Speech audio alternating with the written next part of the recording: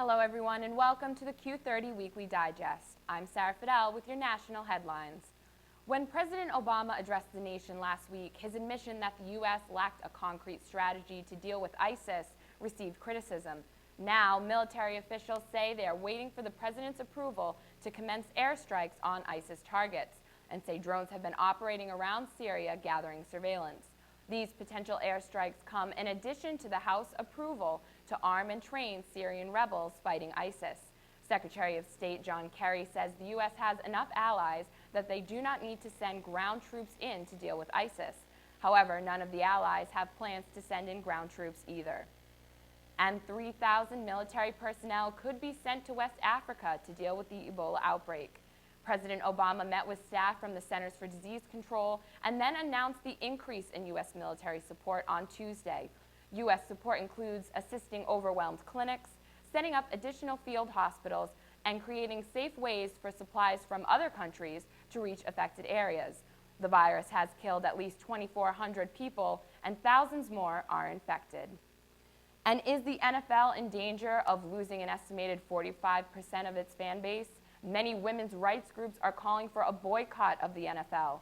The hashtag #BoycottNFL is trending on Twitter and often accompanies a photoshopped CoverGirl ad of a woman with a black eye wearing a Ravens jersey. CoverGirl is the official beauty sponsor of the NFL. The group Ultraviolet flew a banner over the New York Giants-Arizona Cardinal game Sunday with the hashtag #GoodellMustGo, calling for the NFL commissioner's resignation. Roger Goodell held a press conference on Friday to address domestic violence issues and NFL personal conduct policy. And now for the top headlines around the world, let's go to Ayah. Thank you, Sarah.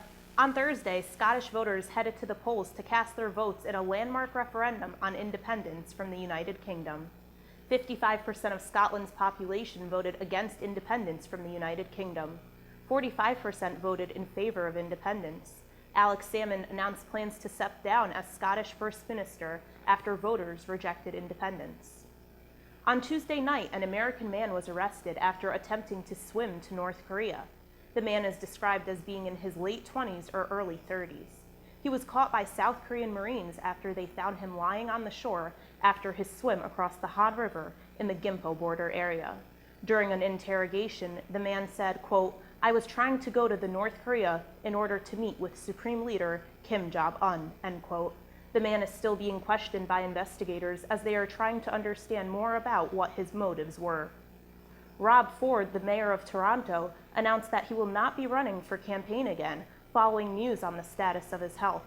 Dr. Zane Cohen states that Ford has a very rare and malignant liposarcoma. The cancer is spreading and Ford will be treated with intensive chemotherapeutic agents. This adds to Ford's list of struggles following the release of a cell phone video that showed him smoking crack cocaine in May 2013. The city of Toronto had largely stripped him of his mayoral powers months after the scandal, but Ford promised quote-unquote outright war on the city council.